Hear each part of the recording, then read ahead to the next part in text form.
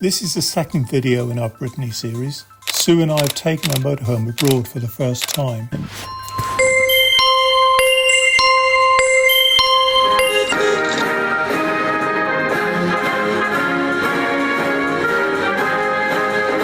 Here you're joining us where we left off in video 1 at the Valley of the Saints. It's still day 3 and we've decided to head south in search of better weather. The drive south was almost 3 hours, about 220 odd kilometres, but what an eye-opener and what a great introduction to French roads. In general, the roads across Brittany are very narrow and quiet. Coming from Devon, I'm used to driving narrow roads, but unlike at home, in Brittany, there was very little traffic. We drove for miles and miles without seeing another car. We decided to head for Saint-Nazaire, as I believe it to be the southernmost town in Brittany. I also knew that it was a place where during World War II there was a daring commando raid, the aim of which was to destroy the huge submarine base, so I had heard of the place. I was amazed when we actually got there. We ended up right alongside that base. Well, there was no time to hang about here. We needed to find a park up for the night. Using the usual search apps, we headed towards the coast. We checked out several sites, of which a couple were simply too full, whilst another great location wasn't level enough. But eventually we found this place alongside the marina. Grande Etière de Poulouchi. Please don't judge me on my dreadful French pronunciation. It was a great location for us to explore the area on our bikes and wasn't overly expensive. And I'll put the what 3 words location on screen. From our park up alongside the marina, it was just a short cycle ride back into town along the very pretty riverside cycle path. We quickly discovered and visited several riverside bars where the local cider was served in jugs and cups, which looked more fitting for tea rather than cider.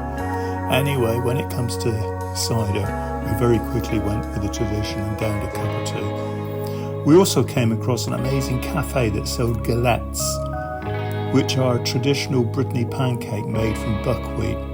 Now, for me, being a celiac unable to have anything containing gluten, these were a lifesaver. They did both savoury and dessert galettes, so with cups of cider and a plateful of galettes, we didn't go hungry. Well, it's been a long day, we're both shattered, it's time for an early night. It's another beautiful sunny morning in southern Brittany. We had a very peaceful night's sleep and no noise whatsoever.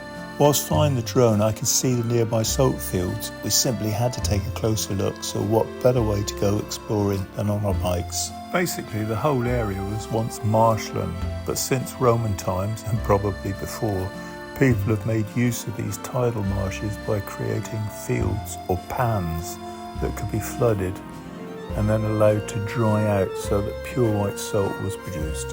Well, apparently the best quality salt is skimmed off the surface, and they actually call it fleur de sel, or flower of salt. It's supposed to be pure white and has a very distinct taste, which they say has a hint of violet in it. We never actually tried any of the salt, so I can't vouch for that. The red trail on the map there shows the route we took on our bikes. We cycled out to that island where there was a salt processing factory. There's also a museum out there showing how the process works, but unfortunately that was closed. After exploring parts of the old town on a bike, we ended up back at the beach for a quick stroll before cycling the full length of the bay, past the casino, then on up to the other end of the bay to the Boca Sunset Beach Bar, where much to Sue's disgust I had a full plate of oysters. Before the cycle back to the van, we headed inland a little bit to explore the Parc de Driades. The park was really nice, very green, very quiet, but we couldn't stay too long. We had a long ride back and it was getting late in the afternoon. Well, that's it for this part of our Brittany adventure. If you enjoyed the video, please subscribe and join us for the next one. There's plenty more to come.